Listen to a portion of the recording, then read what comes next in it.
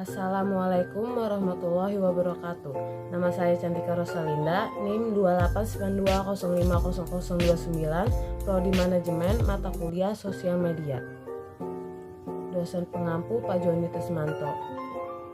Di sini saya akan membahas tentang yang pertama, hukum dan etika sosial media, yang kedua, efektivitas sosial media, yang ketiga, manajemen program sosial media, yang keempat, aspek hukum di sosial media, yang kelima, analisis dan evaluasi sosial media. Yang pertama, hukum dan etika sosial media. Di era teknologi informasi yang terus berkembang, kehadiran media sosial semakin diperlukan karena media sosial dapat menjadi sarana komunikasi dan informasi publik yang dapat menjangkau langsung dan cepat kepada semua pihak. Sebagai salah satu media komunikasi, media sosial tidak hanya dimanfaatkan untuk berbagai informasi dan inspirasi, tapi juga ekspresi diri atau self-expression, pencitraan diri atau personal branding, dan ajang curhat bahkan keluh kesah. Status terbaik di media sosial adalah update status yang informatif dan inspiratif. Selain itu, media sosial menghapus batasan-batasan manusia untuk bersosialisasi, batasan ruang maupun waktu. Dengan media sosial ini, manusia dimungkinkan untuk berkomunikasi satu sama lain dimanapun mereka berada dan kapanpun, tidak peduli seberapa jauh jarak mereka, dan tidak peduli siang ataupun malam. Media sosial juga memiliki dampak besar pada kehidupan kita saat ini.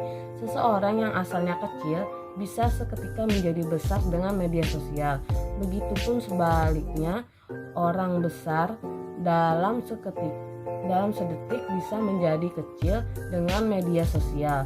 Apabila kita dapat memanfaatkan media sosial, banyak sekali manfaat yang kita dapat, baik sebagai media pemasaran, dagang, mencari koneksi, memperluas pertemanan, dan lain-lain.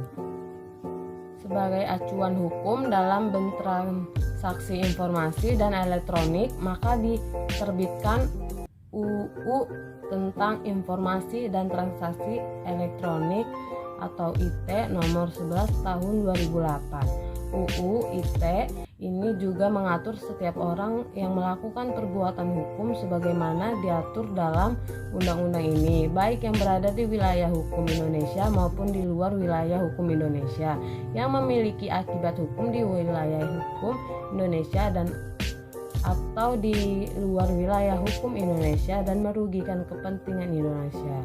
Beberapa penyalahgunaan media sosial yang paling sering terjadi antara lain, yang pertama, menyebarkan berita bohong atau sara atau menciptakan kebencian. Yang kedua, upload foto tidak senonoh. Yang ketiga, berbagi foto korban kecelakaan atau korban perang atau orang meninggal. Yang keempat, berbagi foto korban perang. Yang kelima, berbagi foto anak kecil merokok. Yang keenam, mengumpat dengan kata-kata kasar untuk meluapkan amarah. Yang ketujuh, berjudi atau taruhan di media sosial. Yang kedelapan, membuli di media sosial. Yang kesembilan, pencemaran nama baik. Namun sayangnya, akibat dari penyalahgunaan sosial media dalam menyebarkan informasi juga berdampak pada banyaknya para pengguna yang masuk ke ranah hukum ataupun mencoreng nama baik institusi atau lembaga akibat dari penyebaran informasi pada sosial media yang tidak menggunakan etika. Berikut ini adalah beberapa hal penting etika dalam menggunakan jejaring sosial. Yang pertama, etika dalam berkomunikasi. Yang kedua, hindari penyebaran sara, pornografi, dan aksi kekerasan. Yang ketiga, periksa kebenaran berita. Yang keempat, menghargai hasil karya orang lain. Yang kelima, jangan terlalu mengumbar informasi pribadi Anda. Agar kita terhindar dari ancaman hukum UU ITE, tidak ada salahnya kita menyimak tips media sosial dengan bijak. Berikut ini yang pertama, pastikan mengenal acara mendalam dengan siapa berinteraksi. Jangan selalu mudah percaya dengan ajakan orang lain yang baru dikenal. Yang kedua, jangan percaya dengan foto yang ada di salah satu akun sosial media yang tidak dikenal. Banyak pengguna media sosial dengan sengaja menggunakan nama dan foto palsu atau anonim. Yang ketiga, meskipun tidak berdekatan atau tidak saling kenal, tetap menjunjung etika, karena apapun yang diskusikan di medsos semua orang bisa melihat. Bahasa tulis berbeda dengan bahasa lisan, sehingga gunakanlah tata bahasa yang baik dan tidak menimbulkan salah pengertian pihak lain. Yang keempat, jangan lupa mencantumkan sumber ketika membuat postingan. Perhatikan soal hak cipta saat menyalin maupun menyebarkan tulisan, gambar, atau video dari pihak atau situs lain agar bisa dipertanggungjawabkan dan tidak ada tuntutan di kemudian hari. Yang kelima, pastikan postingan yang akan diupload di media sosial milik Anda tidak terkait SARA, karena jika ada yang tidak setuju dan tersinggung dengan postingan tersebut, dengan mudah mereka melaporkan ke pihak berwajib. Yang kedua, efektivitas sosial media. Di era yang serba digital seperti saat ini, sosial media menjadi salah satu hal yang umum dan digunakan oleh banyak orang. Jika dulu sosial media ada untuk memudahkan komunikasi jarak jauh dengan teman ataupun sanak keluarga, kini keberadaan sosial media perlahan sudah mengalami perubahan fungsi. Tak hanya digunakan untuk memudahkan komunikasi, sosial media yang banyak tersebar kini juga digunakan untuk media promosi atau branding sebuah bisnis.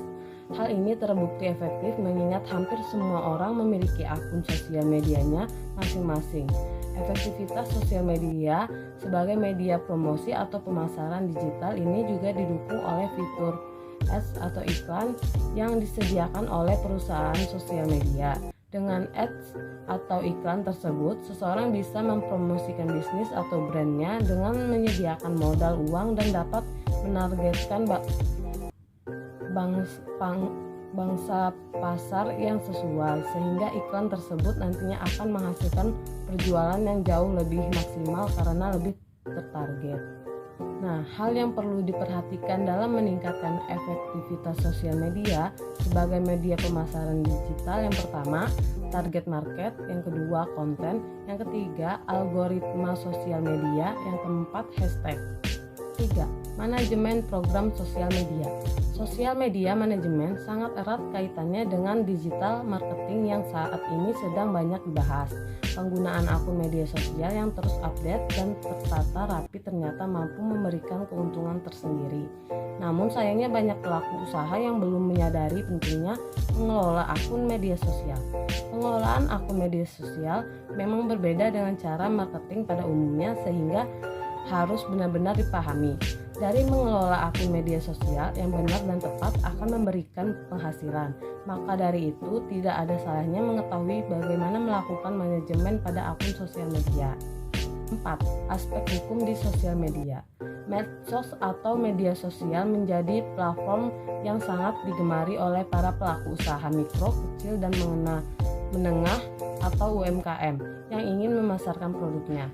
Ada 4 aspek hukum saat menggunakan medsos untuk berbisnis. Yang pertama, perlu diperhatikan adalah Undang-Undang Informasi dan Transaksi Elektronik atau ITE, pasal 20 yang mengatur tentang larangan mengunggah dokumen elektronik yang melanggar asusila. Yang kedua, jangan mengunggah dokumen elektronik yang melanggar asusila seperti mengandung pornografi, kekerasan, dan sebagainya.